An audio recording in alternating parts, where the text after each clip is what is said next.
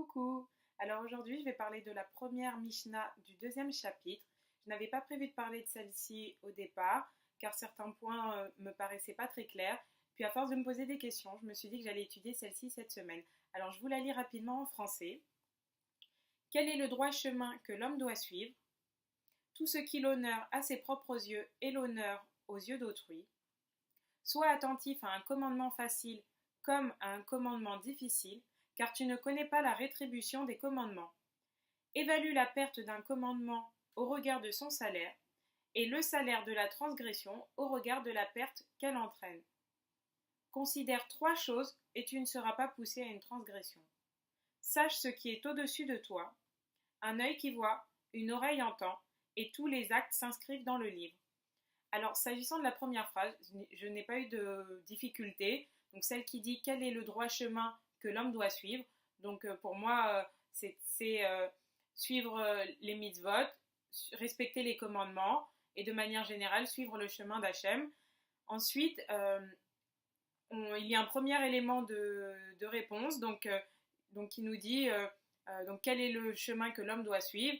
Donc tout ce qui l'honore à ses propres yeux et l'honneur aux yeux d'autrui. Donc on voit qu'il y a aussi la prise en compte de l'autre. Là où j'ai eu un peu plus de difficultés, c'est pour les deux phrases suivantes en fait, qui me paraissaient un peu paradoxales. Donc où dans un premier temps, donc on nous dit d'être attentif à une mitzvah facile comme à une mitzvah difficile, c'est-à-dire de ne pas de ne pas trier en fait en fonction des mitzvot, en fonction des commandements. Et de l'autre côté, ensuite, on nous dit d'évaluer la perte d'un commandement au regard de son salaire. Et donc moi, ça me paraissait paradoxal, car j'avais l'impression que finalement, dans un premier temps, on me disait de ne pas faire de distinguo entre une mitzvah et une autre, et finalement d'évaluer la perte, ce que me coûterait, entre guillemets, la transgression d'une mitzvah. Et donc, en fait, après avoir fait des recherches, donc j'ai compris que les deux phrases, bien qu'elles se complètent, dégagent deux idées différentes.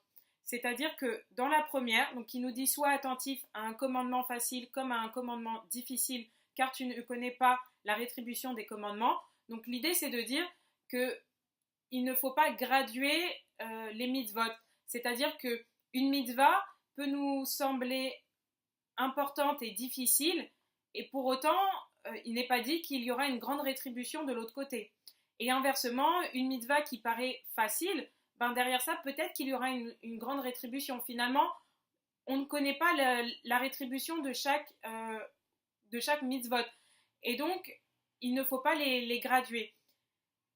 Et d'ailleurs, dans la Torah, il y a très peu de moments où on nous dit quelle sera la rétribution des mitzvot. Il y a quelques exemples. Donc, par exemple, lorsque la mitzvah, en fait, de prendre les œufs de la maman lorsqu'elle est partie. Donc, d'attendre que la maman parte pour pouvoir lui prendre ses œufs. Et donc, ce roc-là, on ne sait pas pourquoi on doit le respecter, mais on le fait, c'est comme ça.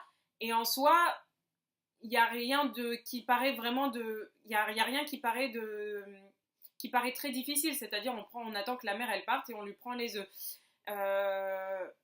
Et pourtant, derrière ça, il y a une grande rétribution puisqu'on nous dit qu'on aura longue vie. Donc on voit bien qu'une mitzvah qui peut paraître simple, anodine, peut dégager une grande rétribution.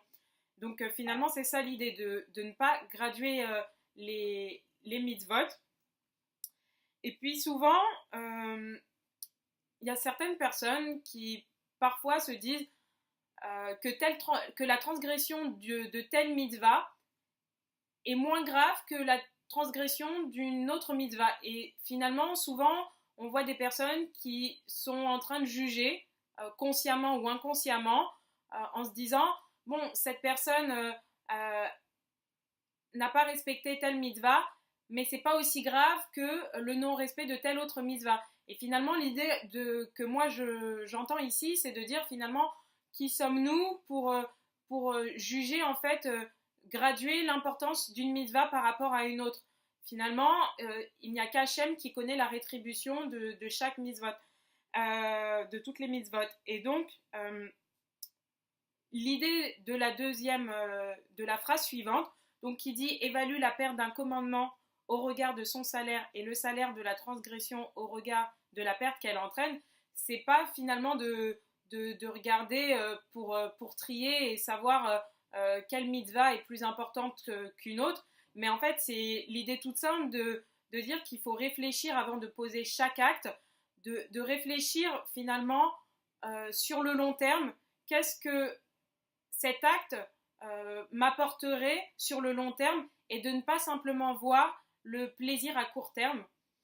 Et c'est un peu, j'ai vu ça un peu comme une mise en garde, enfin comme un conseil, c'est-à-dire toujours dans l'idée en fait toujours dans l'idée de la première question qui est quel est le droit chemin que l'homme doit suivre. Et donc cette Mishnah elle conclut par dire qu'il faut considérer trois choses pour ne pas être poussé à la transgression. Donc sache ce qui est au-dessus de toi, un œil voit, une oreille entend, et tous les actes s'inscrivent dans le livre. Et donc finalement, c'est un peu ça la conclusion, c'est de dire qu'in fine, chaque acte qu'on pose n'est pas caché d'Hachem, c'est-à-dire qu'Hachem est partout et voit tout, et donc c'est un fait, enfin c'est quelque chose qu'il faut prendre en compte avant d'agir, et de manière générale, enfin en allant un peu plus loin, ça m'a fait penser en fait à une situation où lorsque par exemple des personnes qui respectent beaucoup de mitzvot vont se dire voilà je comprends pas pourquoi il m'arrive telle ou telle chose ou pourquoi je suis dans cette situation aujourd'hui, et ils vont se dire voilà je comprends pas pourquoi, parce que je respecte toutes les mitzvot, j'ai l'impression d'être une bonne personne et pourquoi il m'arrive autant de choses. Et finalement je ne pense pas qu'il faille prendre la chose de ce sens-là. C'est-à-dire que je sais que moi, dans ma vie personnelle, il m'est arrivé certaines situations difficiles. Et au début, j'étais fâchée parce que je ne comprenais pas pourquoi j'avais traversé tout ça pour que ça se solve en de la tristesse. Et finalement, en y réfléchissant, je me suis dit que chaque chose qui m'arrive, chaque situation dans laquelle je me trouve, finalement, c'est pour mon bien. Et c'est pour travailler peut-être sur une faiblesse, sur peut-être justement pour nous montrer qu'il y a peut-être une mitzvah sur laquelle on doit encore plus travailler pour évoluer, pour être une meilleure personne chaque jour, et justement travailler sur ses faiblesses, puisque c'est facile de respecter une mitzvah qui pour nous paraît facile. C'est plus difficile de travailler, de respecter une mitzvah qui pour nous est difficile.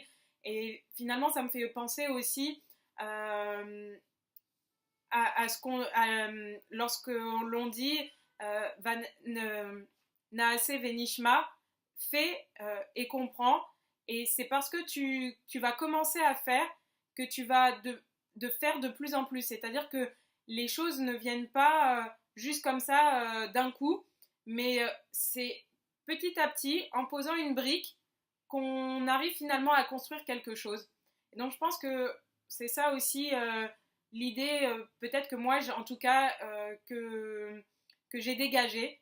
Donc qu'il faille finalement pas prendre ces situations dans le sens négatif, mais voir le sens positif de chaque situation, de chaque épreuve dans lesquelles on passe.